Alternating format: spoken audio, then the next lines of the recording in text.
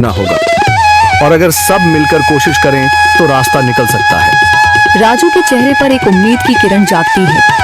हाँ बाबा जी, अगर सब मिलकर काम करें तो हम पानी ढूंढ सकते हैं। हमने पहले कभी यह कोशिश ही नहीं की। लेकिन इतनी कठिन जमीन में नया कुआं खोदना आसान नहीं। मुश्किल जरूर है, नामुमकिन नहीं। अगर हम मिलकर काम करें तो ये हो सकता है। राजू खड़ा हो जाता है, उसकी आंखों में एक नई रोशनी है। तो फिर हम कल से काम शुरू करेंगे। मैं गांव के सभी युवाओं को इकट्ठा करूंगा। हम मिलकर नया कुआं खोदेंगे। यह कहते हुए वह शामू के साथ गांव के दूसरे युवाओं को बुलाने के लिए निकल पड़ता है। कहीं दूर से गरज की हल्की सी आवाज आती है, जैसे आकाश ने उनकी उम्मीदों की गवाही दे दी हो।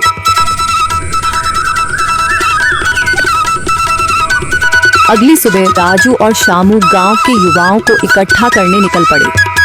चौधरी महेश की हवेली के सामने एक भीड़ जमा है। बाबा जी, संदरी, गांव के कुछ बुजुर्ग और किसान सभी मौजूद हैं। हम हाथ पर हाथ रखकर नहीं बैठ सकते। अगर अल्लाह ने हमें हिम्मत दी है तो हमें खुद पानी के लिए मेहनत करनी होगी। हम एक नया कुआं खोदेंगे। लेकिन राजू, क्या हमें यकीन है कि वहाँ पानी मिलेगा? बेटा, पानी जमीन के अंदर होता है, बस सही जगह खोदने की जरूरत है। हमने अपने बुजुर्गों से सुना था कि पुरानी नहर के पास जमीन नरम थी, शायद वहीं पानी हो। बाबा जी सही कह रहे हैं। अगर तुम सब यह काम करने के लिए तैयार हो तो मैं अपने कुछ मजदूर भेज सकता हूँ। धन्यवाद चौधरी जी, लेकिन हम सब खुद भी मेहनत करेंगे। यह हमारे गांव के अस्तित्व की लड़ाई है। संदरी, जो अब तक चुप थी, आगे बढ़ती है। हम औरतें भी पीछे नहीं रहेंगी। हम पानी लाने की व्यवस्था करेंगी, खाना बनाएंगी, ताकि तुम सब आराम से काम कर सको। यही हिम्मत चाहिए थी संदर। पूरा गांव एक नई उम्मीद के साथ कुआं खोदने की तैयारी में जुट जाता है। दूसरी ओर कुआं खोदने का काम शुरू हो चुका है। राजू, शामू और दूसरे युवा बेलचे चलाने लगते हैं। मिट्टी बाहर निकाली जाने लगती है। तेज गर्मी के बावजूद सब पूरी हिम्मत के साथ जुटे हुए हैं। दोपहर की तेज धूप जमीन आग की तरह तप रही है।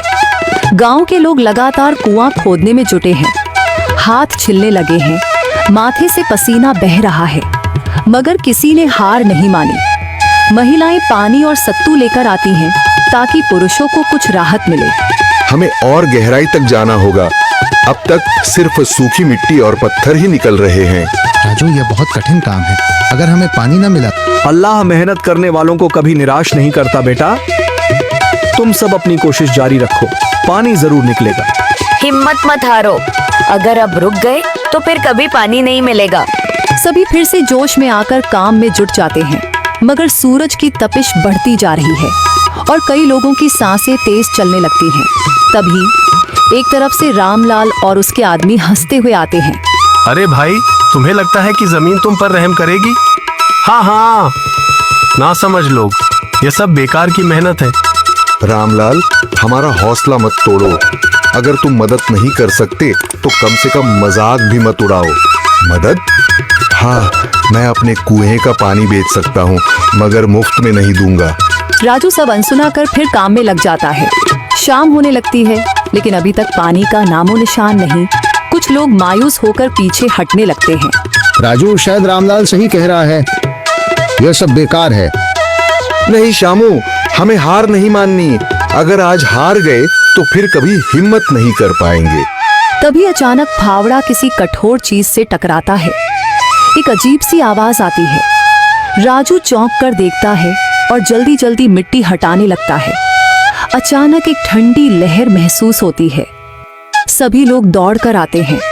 जैसे जैसे मिट्टी हटती है, नीचे से गीली जमीन नजर आने लगती है।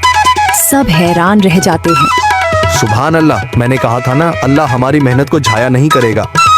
राजू और बाकी सभी जोर लगाते हैं। कुछ ही पलों बाद अचानक मिट्टी के नीचे से पानी की एक छोटी सी धारा फूट पड़ती है। गांव वाले खुशी से चिल्ला उठते हैं। पानी, पानी निकल आया। यह अल्लाह की कुदरत है रामलाल, जिस पर तुम्हें यकीन नहीं था। पूरा गांव आनंद से झूम उठता है। लोग एक दूसरे को बधाइयां देते हैं। औरतें दुआ करने लगती हैं। कुछ दिन बीत चुके हैं। गांव वाले नए कुएं से पानी भर रहे हैं, खेतों को सींच रहे हैं और जिंदगी फिर से पटरी पर लौट रही है। मगर रामलाल अब भी अपनी